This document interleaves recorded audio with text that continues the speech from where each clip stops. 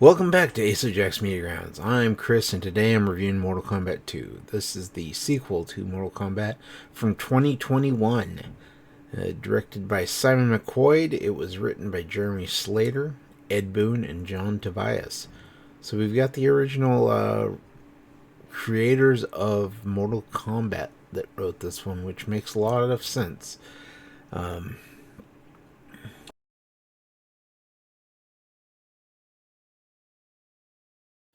So we're going to talk about entertaining. Was Mortal Kombat 2 entertaining? So I give this a 3 out of 5. This is pretty much what I expected from Mortal Kombat 2. They do a lot of introductions of characters from the game. You had Shao Kahn as the big bad. The fights were entertaining. They were all. There were a few I really fights don't feel that really comfortable hitting a in girl. this movie. Don't worry. You won't. The one thing that they probably should have gone with a different actor was for Johnny Cage. Carl Urban had the character traits down, but you could tell a lot of times that it was a stuntman who was playing, doing the fight sequences, and that they just kind of CG'd Carl Urban's face, so you could see him. The actor who played Kano was perfect. And a lot of the scenes where it was just Kano and Carl Urban kind of shooting the shit, you can say, were fantastic. Like, I could have watched an entire movie of just Kano and Johnny Cage, Carl Urban, and Josh Lawson just going back and forth, being those characters. They were great when it came to that. And I mean, story-wise, this is a Mortal Kombat movie. Just like a lot of the games, it's pretty simple, pretty basic when it comes to the story. And so they do have some issues with the story because they obviously Johnny couldn't will definitely die. decide which series of games to kind of base it off of. And so there's some issues there. But otherwise, this is pretty much what I expected from a Mortal Kombat movie. And it was entertaining in that way.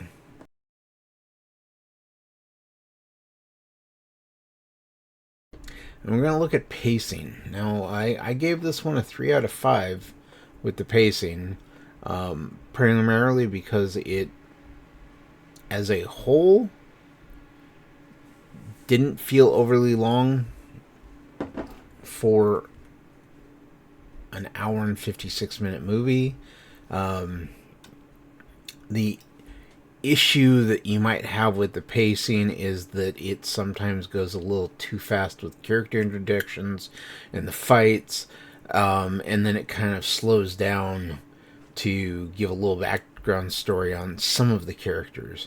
And so with the incredibly fast pacing of the fight sequences included with these slowed down moments, overall it feels like it's right where it should be.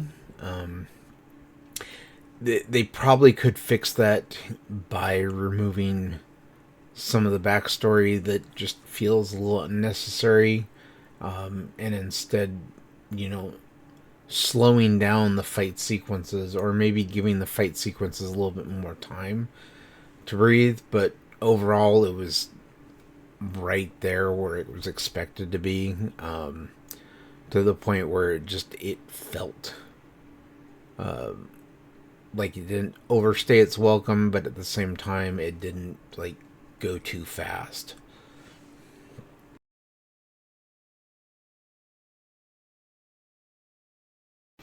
And then we're going to look at the world rules and logic, which I gave this a 3 out of 5.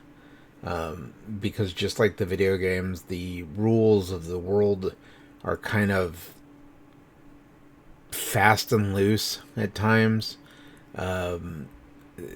They obviously were trying to decide whether or not this movie was going to be based on the early Mortal Kombat movies, or were they going with the newer ones? And so as the movie goes on, they do kind of change character stories and everything based on, I guess, which series of games they're taking from. And knowing that it was Ed Boon and John Tobias who kind of helped write the script, it makes a little bit more sense. It might have been a case of they were wanting to just introduce all the characters that they could from the games that they wanted to in this movie, and then kind of base the story, the rules, their abilities, and everything on certain move sets. A good example is Shao Kahn in this uses the shoulder block from the game, where he charges ahead, and it was one of those moves in the game that was always annoying, and so they kind of did that. They also managed to do a really good job with the look of Shao Kahn, even if the voice of Shao Kahn was kind of not quite right. So I mean, it was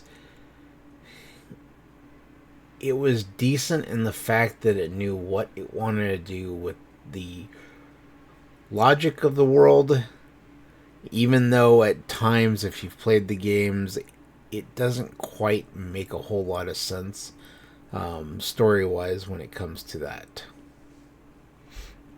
Finish him! Overall, Mortal Kombat 2 is exactly what you'd expect. It's a tournament based fight movie with fights to the death, lots of violence. Story wise, it is what it is. It's not deep. It's not bringing anything new to the genre. It's not trying to change the world of Mortal Kombat, the video game. It's exactly what you'd kind of expect from it. And so if it's something you're interested in seeing, I think it's going to be a great time at the movie theater. On the big screen, it works. If it's something you watch the trailer, you watch Mortal Kombat 1, and you're like, man, this is terrible, I don't care for it, Mortal Kombat 2 is not going to do a whole lot to change your opinion of the series. It's going to be exactly what you expect.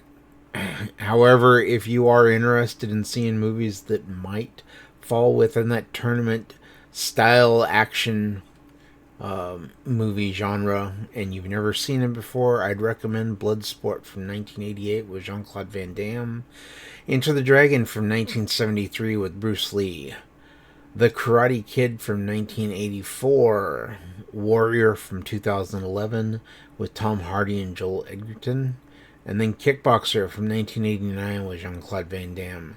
These are all great action movies. Even now, they still hold up. They're fun movies to watch, and they all kind of center around that tournament vibe.